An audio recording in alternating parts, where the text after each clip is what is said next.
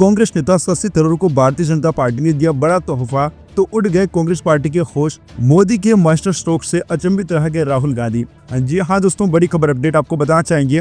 राजनीति में वक्त वक्त पर ऐसे फैसले लेने होते हैं जो पूरे समीकरण बदल देते हैं, और आज हम जिस फैसले की बात कर रहे हैं वो मोदी सरकार का ऐसा कदम है जिसने कांग्रेस पार्टी की बेहतर हलचल मचा दी है और शशि थरूर को एक बड़ा तोहफा दे दिया है। जी हाँ, संसद की स्थायी समितियों का कार्यकाल 1 साल से बढ़ाकर 2 साल करने का प्रस्ताव लाया जा रहा है और इसका सबसे बड़ा फायदा मिलेगा कांग्रेस सांसद शशि थरूर को। जरा सोचिए, लंबे समय से चर्चा है कि शशि थरूर कभी भी बीजेपी में शामिल हो सकते हैं। वजह साफ है, कांग्रेस ने उन्हें बार बार साइडलाइन किया, उनके सुझावों और नेतृत्व क्षमता को नजरअंदाज किया। पार्टी में उनकी कदर कम हुई जबकि जनता में उनकी पकड़ मजबूत रही। अब मोदी सरकार का यह कदम सीधा सीधा उनके सियासी करियर को ताकत देता है।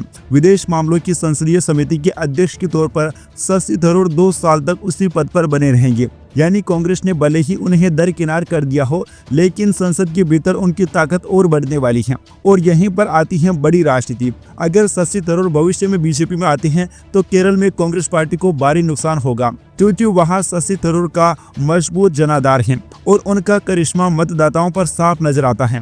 वहीं दूसरी तरफ बीजेपी को केरल जैसे राज्य में सीधा फायदा मिलेगा, और जहां अब तक पांव जमाना मुश्किल रहा है। दोस्तों, आपको याद होगा कि हाल ही में ऑपरेशन सिंदूर डेलीगेशन में भी शशि थरूर की भूमिका काफी चर्चा में आई थी, और मोदी सरकार का यह तोहफा इस चर्चा को और भी हवा दे देता है कि थरूर के बीच कहीं न कहीं सियासी समझदारी का पुल तो बन ही रहा है। असल में संसदीय स्थायी समितियां मिनी संसद मानी जाती हैं। ये कानूनों की जांच करती हैं, नीतियों की समीक्षा करती हैं और मंत्रालय को जवाबदेह बनाती हैं।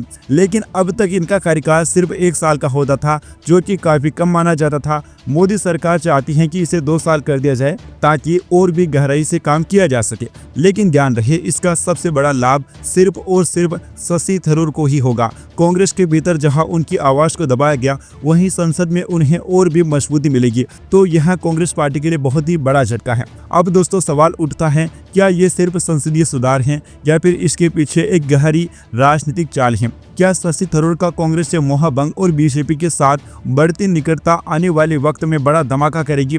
दोस्तों, राजनीति की बिसात पर हर चाल का मतलब होता है, और मोदी सरकार की यह चाल सीधा कांग्रेस पार्टी को कमजोर और शशि थरूर को मजबूत करती दिखाई दे रही है।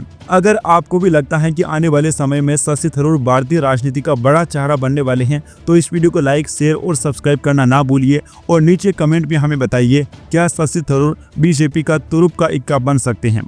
Subscribe now and press the bell icon. Never miss an update.